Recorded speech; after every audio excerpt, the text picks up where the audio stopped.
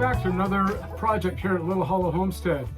I found a 55-gallon drum at a thrift store, as you can see behind me here. We're going to take and replace that with this smaller water barrel that I've had for a couple of years. Just see if we can increase the water capacity to feed the chickens and make it through the winter a little longer without having to refill their water. Give them a little more supply. So that's what we're going to do. We're going to get busy here. Make a little room here.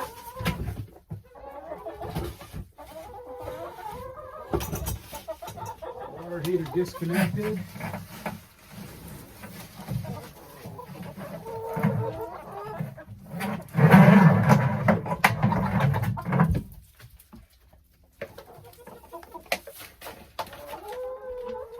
This method has really worked well over the years. Not only does it kind of help protect the water from the birds perching up on the rim of it and pooping down in their water and making a mess, but it also protects it a little bit from the cold weather, insulates it. Takes a little longer to freeze when it's covered like this. Pretty cheap alternative to those fancy chicken waters, I think, and it works well. So we're just going to get a little bigger capacity for the girls. Watch out, chickens.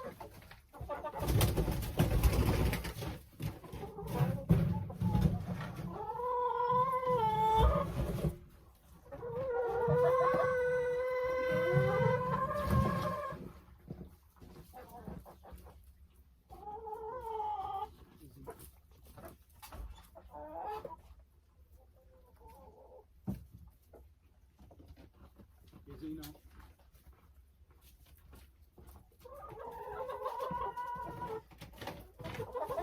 Well, it wasn't quick enough. Maybe it got picked up on the video. Well, my little egg stealer right here went into the nest box and already grabbed an egg. So I'm going to have to get the eggs up out of her way or we won't get any. Imagine this is froze to the ground.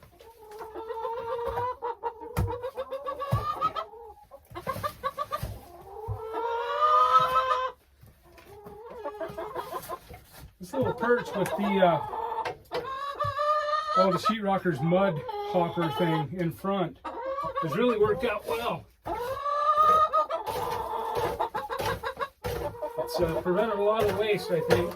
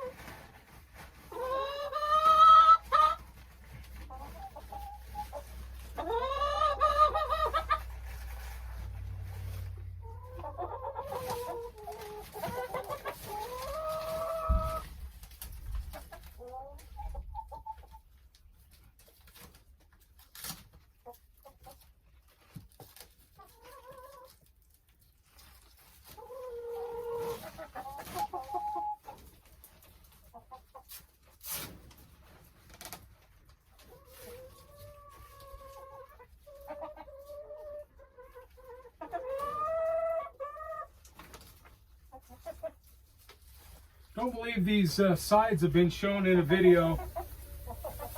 Here again, it's just to keep the wind off the chickens, provide them a dry environment in here. In my previous winter chicken care video, humidity is a big deal, and having the chickens walking around in mud and stuff is very unpleasant for them, can also introduce a lot of disease. So this is just keep the wind off of them more than anything. I like it because it lets the light in as well. If the snow melts off the top of this, we'll get light coming through these clear panels. Still, it's pretty bitter cold, so we've got solid ice right now.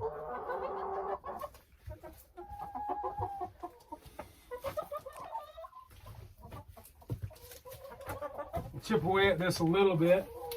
See if we can't make it a little more level.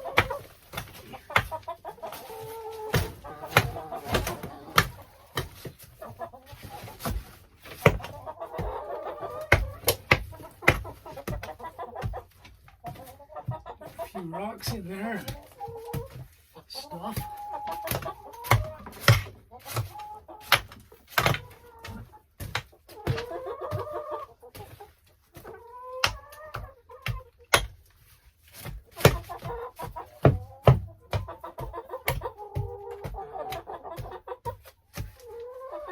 You doing a good job? You're welcome.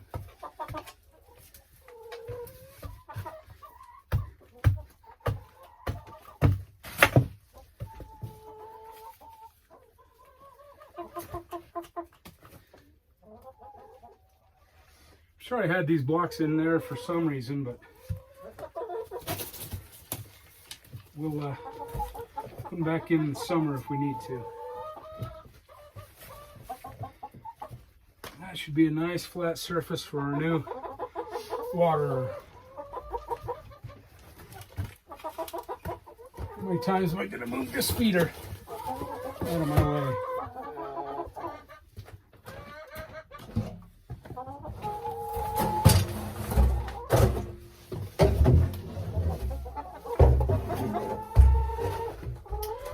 So you can see my tub here has a couple of spigots in the side. I don't know what purpose they really served like that, but maybe rain catchment, I don't know. But we'll shut those off. We'll turn those a little to the side so we can still put our heater down through here. So the next thing is, we need to determine how high to put the hole, the access hole. So I'm going to grab a tape measure and measure the other one. So to get the right measurement, we'll just kind of look at the chickens and kind of see where the bottom of their wattles rest, and we'll that's about the height that we're going to put the hole. So let's sit back and see if we can have a model determine how high we're going to put it. There she is. Okay, it looks like it's right above that line. Right about in here. So, not going to mess with facts. That's about 14 inches. We can always cut it lower if we need to. No pen. Figures.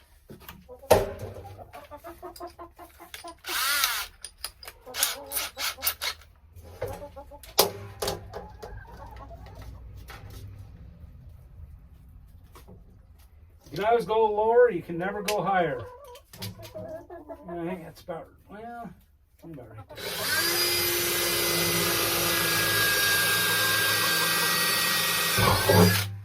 All right, too late now.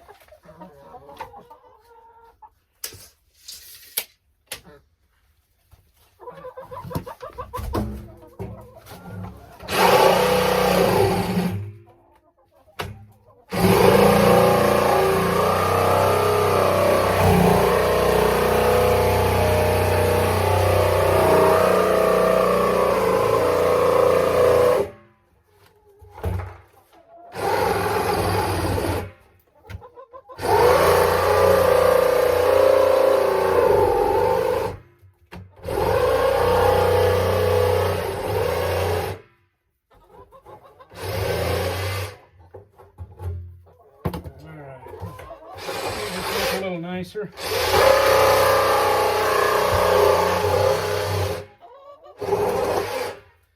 Sure the chickens don't mind.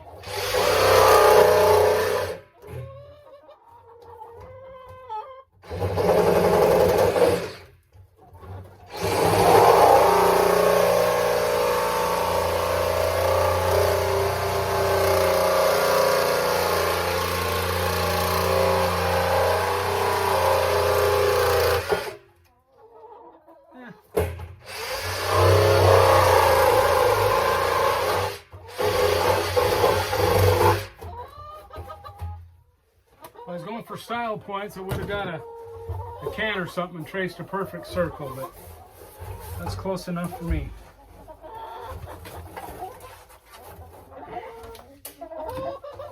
All right, watch out, ladies.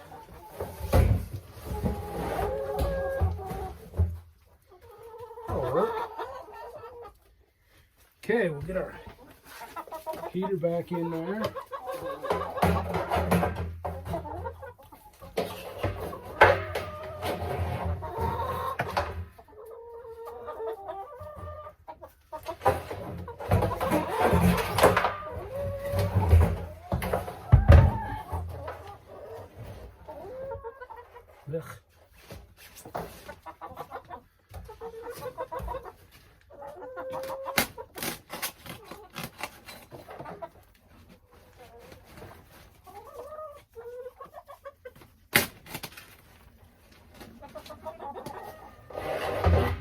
perfect. Wait till we get water in that to plug it back in. But we'll get our feeder set. Same way, we'll level out a spot for the feeder. And get that in place, and then go wrestle the hose. See if we can get the hose strung down here and get it unburied from all the ice and snow up on top. So cross your fingers. Okay, we got the feeder set. It's nice and level. I like to tip it forward just a little bit, just to encourage the feed to come to the front of the little hole, the inside 90, PVC 90 that's inside there. So it is tipped forward a little bit. You can tell the water is going to be just about right. If it's too high, I may grab another block like this and put in front thing, step up on it and get in it. I'd rather have too much water than not enough. So let's go see if we can find the hose. Go see if you can't find something in all the snow. Good luck, ladies. Estella's up here. I think we've got a skunk den. I'm going to go up and take a closer look. We've had skunks there in the past, but Stella is awfully interested in that hole. So I'm going to go take a look. We got something living there again. The dogs are awfully interested in that hole, and it looks like there's some fresh dirt. And we might have a family of skunks back. We will set a trap. Yep, there's something in there. What is it, Stella? Get it. Or maybe don't get it. If it's a skunk, don't get it. You know, oddly enough, you look up and down this hollow where my chickens are, and you would think there would be raccoons. I have yet to see a raccoon on this property anywhere. On my trail cameras, on anything. But we've had a skunk there before. We've had bobcats. We've had mountain lions. We've had a bear, coyotes, foxes, everything but raccoons. So there's a little silver lining to my predator problem. Now let's see if we can't find the hose.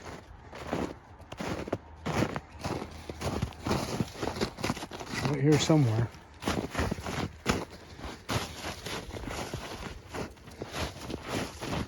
There it is. All right. Let's see how this goes. I did drain it, so we should get water out of it. But we'll go ahead and we'll hook it up. I've got a hose that starts right there at the top of the stairs and goes down to the chickens. So I'm gonna need 2 hands. We'll get it hooked up. All right, we've got everything connected for the moment of truth. We'll find out how well I drained those hoses. Got a heck of a leak here. Oh, that's why. Well, I think we have a casualty. Oh no, there it is. All right. All right, we're good. Let's see how we did. Hopefully, at the bottom here, you'll hear the satisfying sounds of running water.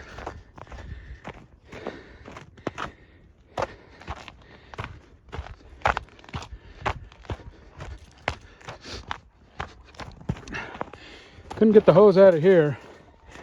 I've been walking across this path too many times for that to happen.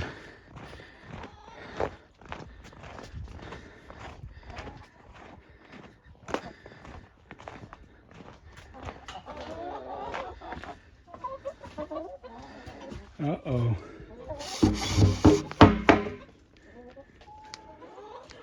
Oh, man.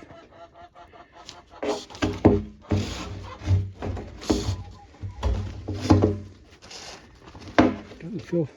Oh, look at the very tip of that. All right, we'll get the torch out. See if we can't get some water flowing. Well, I think we've got a frozen line here somewhere, which means I didn't do a very good job draining my hoses. So we'll go up and start hauling 5-gallon buckets.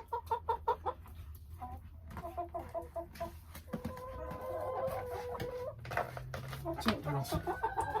Watch out. Watch out, watch out.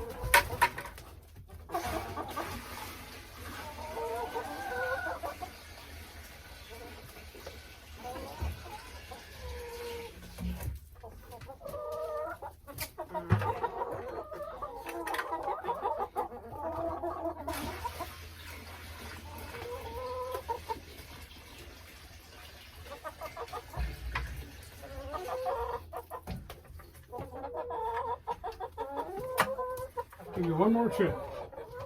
3 days later. Did you miss me?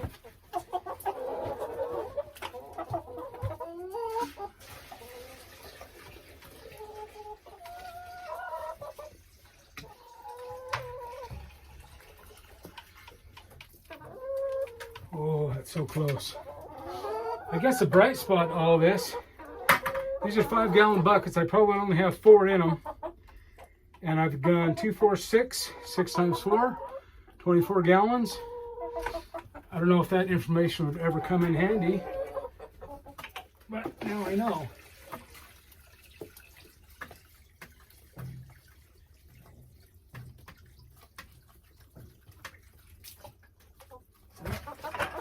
Bits of plastic, we don't want those in there.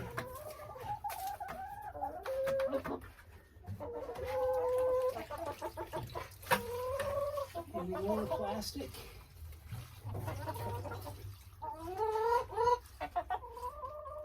Alright. That looks plastic free. You guys don't eat that. Okay.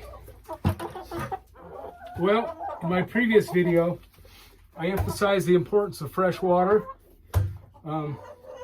This just backs up my theory and my commitment to making sure they've got good clean water every day. And now we've got tons of water. They should be just fine. Looks like this hose bed that they installed down there is not leaking, so that's good. Didn't think to check that, so that's a good thing. So we'll plug the heater back in, and this should provide water a lot longer than the little one did. I think they can reach this okay, but I might put a block of wood like I was talking about right here, just so they can step up and reach down in farther. So I think I'll do that, and then I'll be done. Okay, we got the block of wood there in front. We'll see if they need that or use that, or if that's worthwhile having there. Anyway, they're taken care of for another day. Like I always say, there's always something to do. There's always some way you can improve your techniques. Whether you're a homesteader or a farmer, actually, if you're growing food, if you're raising eggs, if you're raising vegetables or meat, you're a farmer. I think a homesteader might be a little over glamorized. It's a lot of work. So thanks for joining me today. We'll throw the chickens, some mealworms, sprinkle a little of that good old red cayenne pepper. If I can find my bottle. There it is. Shake a little bit of this and that fermented food they got right there.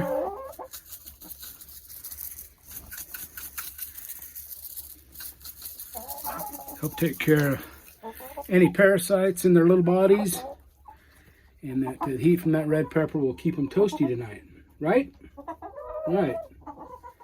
As you can tell, they love those extra treats. Extra protein in the winter is a must, in my opinion. I don't know if these girls appreciate all this hard work, but I appreciate keeping them. Anyway, thank you for joining me today on this little project I've been meaning to do.